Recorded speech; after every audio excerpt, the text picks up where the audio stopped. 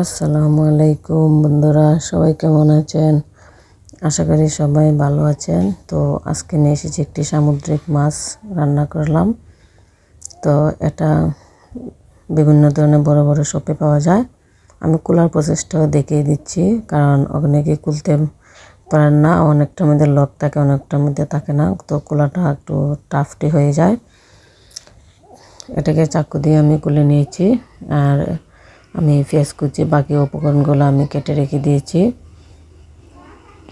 মাছটা মূলত বাছাই থাকে, মানে কাটা বাঁধা যাগুলো আছে সবগুলো ফেলে দেওয়াই হয়, শুধু মাছের যে মাংসগুলো সেটাই থাকে।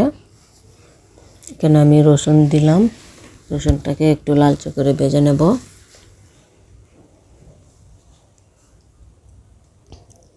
রসুনটাকে লালচে করে ভেজে নেওয়ার পর আমি এখানে দারুচিনি, এলাচ মানে গোটা মশলাগুলো দিয়ে দিচ্ছি। মাছটা কিন্তু বেশি পরিমাণে থাকে না, সেজন্য আমি অল্প করে দিলাম। এটা খেতে কিন্তু একদম আমরা যে গরু মাংসের কিমা বা জোড়া বিরান করি সেগুলোর মতো লাগে খেতে, কিন্তু দারুণই লাগে। এটি একটি সামুদ্রিক মাছ, টুনা মাছ যেটাকে বলে সেটা। এটা বাহিরের থেকে আনতে হয়, আবার মনে হয় বড় বড় সবগুলোতেও পাওয়া যায়। তো খেতে কিন্তু অসাধারণ লাগলো। এখানে আমি বেশ কিছু পরিমাণে পেঁয়াজ কুচি দিলাম। দেখুন মাছের পরিমাণটা মোটামুটি কমও নয়, অনেক বেশি।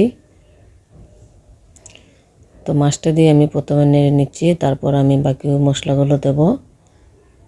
কেন আমি হলুদ গুঁড়ো দিয়েছি, হলুদটা একটু বেশি পরিমাণে দিলাম, নাহলে কিন্তু মাছটা দেখতে সুন্দর হবে না। তারপর আমি অল্প পরিমাণে মরিচ গুঁড়ো আর জিরে গুঁড়ো দিয়ে দেব। একটু জাল হলে খেতে ভালো লাগবে। কেন আমি জিরে গুঁড়ো দিয়েছি, তো লবণটা একটু পরে দিচ্ছি। আমার মনে হয় মাছটা নিচে লেগে যাচ্ছে, সেজন্য চুলার আঁচটা কিন্তু আমি কমিয়ে রেখেছি। তো মাছটা তো একটু পরিমাণে বেশি হয়েছে, সেজন্য পেস্টটা বেশি হলে কিন্তু লেগে যেত না। তারপর আমি এখানে পেঁয়াজ মনে হয়েছিল যেন কম হয়েছে, সেজন্য একটু দিয়ে দিলাম, আর কাঁচামরিচ কুচি করে দিয়ে দিচ্ছি। দেওয়ার পর আমি সবগুলো উপকরণ একসঙ্গে মিশিয়ে, তো দেখুন মাছটা কিন্তু রান্না করে এরকম হয়েছে।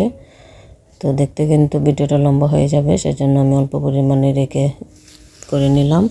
তো ভালো থাকুন সবাই এবং ট্রাই করে দেখবেন। সুস্থ থাকুন। আল্লাহ হাফেজ।